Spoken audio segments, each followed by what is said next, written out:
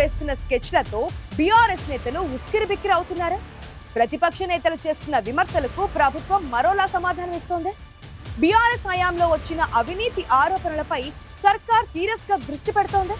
ఎంక్వైరీలు, వరుస కేసులతో విపక్షాన్ని ఇరుకున పడేస్తోంది. ఎప్పుడు ఏ కేసులో నోటీసులు వస్తాయోనని గులాబీ నేతలకు భయం పట్టుకుందా? కారు పార్టీలో ఇంత కలవరానికి కారణమేంటి?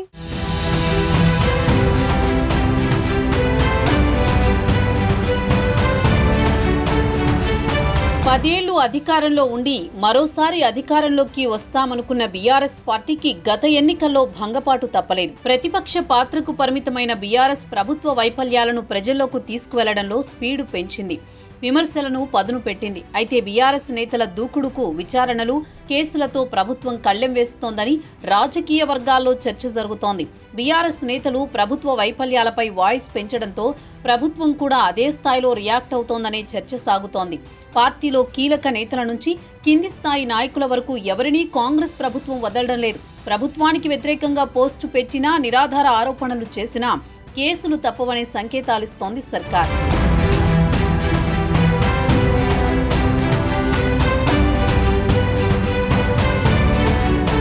కాంగ్రెస్ ప్రభుత్వం వచ్చినప్పటి నుంచి ఇప్పటి వరకు BRS party working president KTR పైనే 14 పైగా కేసులు నమోదయ్యాయి. వాటిలో ఫార్ములా ఈ కార్ రేసు కేసు కీలకం. అనుమతులు లేకుండా నిధులు దారి మళ్లించారనే అభియోగంతో ఏసీబీ విచారణ చేపట్టింది. మాజీ మంత్రి హరీష్ రావు పైన 10 వరకు కేసులు నమోదయ్యాయి. ఇక హుజూరాబాద్ ఎమ్మెల్యే పాడి కౌశిక్ రెడ్డిపై ఏకంగా 29కి పైగా కేసులు బుక్ అయ్యాయి. BRS social media convener Manne Krishank పై 15 కేసులు, డిజిటల్ మీడియా మాజీ డైరెక్టర్ కొణతం దిలీప్ పై 25 కేసులు ఉన్నాయి. ఇక బీఆర్ఎస్ సోషల్ మీడియా సైనికులపై ఎక్కడో ఓ చోట రోజుకో కేసు నమోదవుతూనే ఉన్నాయని బీఆర్ఎస్ వర్గాలు ఆరోపిస్తున్నాయి.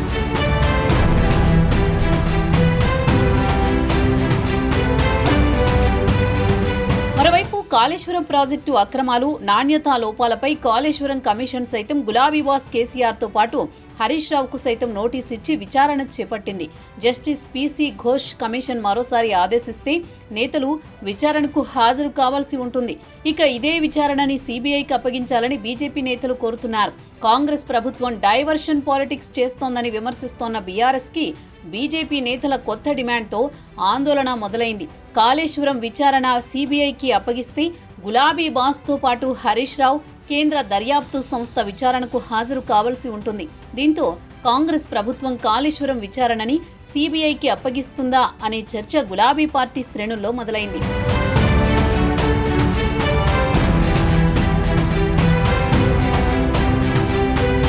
ఇప్పటికే ఫార్ములా ఈ కార్ రేసు నిర్వహణలో అవినీతి, మనీ లాండరింగ్ జరిగిందనే అభియోగాలతో కేటీఆర్ని A1గా చేరుస్తూ ఏసీబీ కేసుతో పాటు ఈడీ ఎఫ్ఐఆర్ నమోదు చేసింది.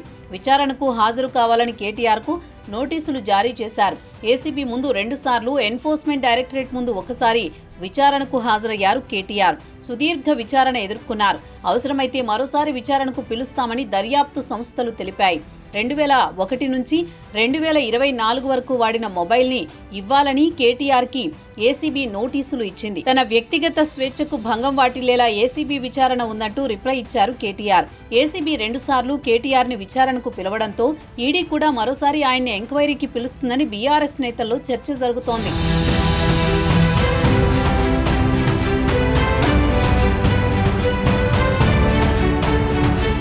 పాలనను గాలి కొదిలేసి రాజకీయ కక్ష సాధింపు చర్యలకు పాల్పడమే కాంగ్రెస్ ప్రభుత్వం పనిగా పెట్టుకుందని బీఆర్ఎస్ ఆరోపిస్తోంది. రైతుల నుంచి ప్రజా ప్రతినిధుల వరకు అందరినీ వేధిస్తూ కాంగ్రెస్ ప్రభుత్వం రాక్షసానందం పొందుతోందని గులాబీ నేతలు గుర్రుమంటున్నారు. ఇందిరమ్మ రాజ్యమని చెప్పుకునే రేవంత్ ఇందిరమ్మ కాలం నాటి ఎమర్జెన్సీని గుర్తు చేస్తున్నారని ఆరోపిస్తున్నారు.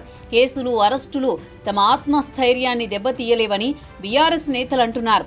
మొత్తానికి 1.5 కాలంగా కాంగ్రెస్ సర్కార్ వైఫల్యాలను ప్రశ్నిస్తున్నందుకే తప్పుడు కేసులతో ఇబ్బందులు పెట్టే కుట్ర జరుగుతోందని బీఆర్ఎస్ నేతలు ఆరోపిస్తుంటే, గత ప్రభుత్వ హయాంలో ప్రజాధనాన్ని లూటీ చేసిన విషయాన్ని చట్టబద్ధంగా ప్రజల్లోకి తీసుకువెళ్తామంటోంది కాంగ్రెస్ ప్రభుత్వం.